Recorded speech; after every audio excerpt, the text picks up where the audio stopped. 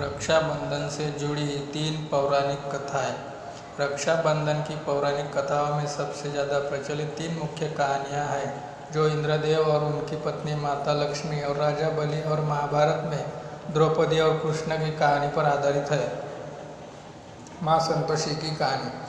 भगवान श्री गणेश जी के दोनों पुत्र शुभ और लाभ ने अपने पिता को उनकी बहन मनसा देवी से रक्षा सूत्र बंधवाते देख इस रस्म के बारे में पूछा। तब उन्होंने इसे एक सुरक्षा कवच बताते हुए आशीर्वाद और भाई बहन के प्रेम का प्रतीक बताया। शुभ और लाभ की कोई बहन नहीं थी। ऐसे में उन्होंने अपने पिता से जिद की कि उन्हें एक बहन चाहिए। अपने बच्चों की जिद के आगे हार कर भगवान गणेश ने अपनी शक्तियों से एक ज्योति उत्पन्न की और अपनी दोनों पत्नियों रिद्धि सिद्धि की आत्मशक्ति के साथ इसे सम्मिलित किया। इस ज्योति से एक कन्या संतोषी का जन्म हुआ और दोनों भाइयों को रक्षाबंधन के मौके पर एक बहन मिली। इंद्रदेव की कथा। एक बार की बात है, जब देवताओं और असुरों के बीच 12 साल से युद्ध चल रहा था। तब असुरों का बल देवताओं पर हावी हो रहा था और इससे देवराज इंद्र भी काफ़ी चिंतित थे। जब इस बात का इन देवराज इंद्र की पत्नी शची को हुआ तो उन्होंने कड़ी तपस्या कर एक रक्षा सूत्र उत्पन्न किया, जिसे उन्होंने युद्ध पर जाने से पहले अपने पति देवराज इंद्र के हाथ की कलाई पर बांध दिया और इसके परिणाम स्वरूप असुरों की पराजय हुई और देवराज इंद्र और देवताओं की जीत हुई।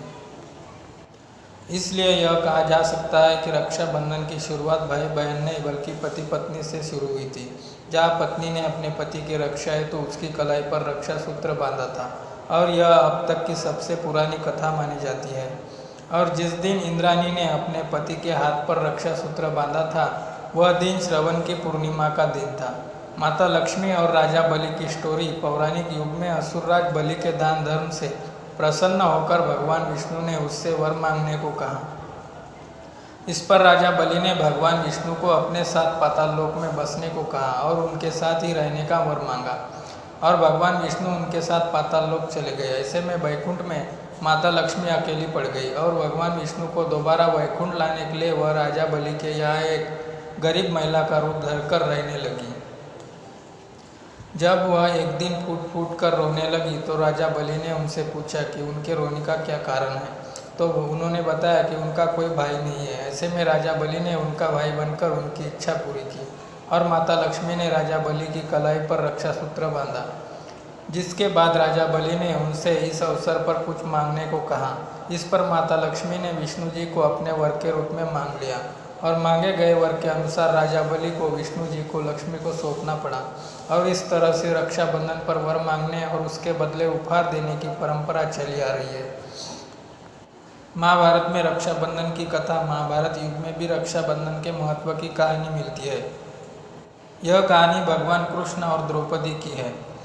महाभारत युग में जब लोगों की रक्षा करने हेतु भगवान श्री कृष्ण ने शिशुपाल का अंत किया, तब युद्ध के दौरान भगवान श्री कृष्ण की तर्जनी उंगली में गहरी चोट लग गई और रक्तस्राव होने लगा, जिसे देख द्रौपदी ने तुरंत अपनी साड़ी से एक टुकड़ा फाड़कर श्री कृष्ण के घाव पर बांध दिया और रक्तस्राव रुक गया। इस पर भगवान श्री कृष्ण द्रौपदी पर काफ़ी प्रसन्न हुए और इसका कर्ज उन्होंने द्रौपदी के चीरहरण के समय उनकी लाज बचाकर अपना चुकाया था। तो दोस्तों, अब तो आपको पता चल ही गया होगा कि रक्षा का यह सूत्र कितना ताकतवर है। इसलिए पौराणिक काल और सहस्त्र वर्षों से रक्षाबंधन का त्यौहार भाई बहन के प्रतीक के रूप में मनाया जाता रहा है।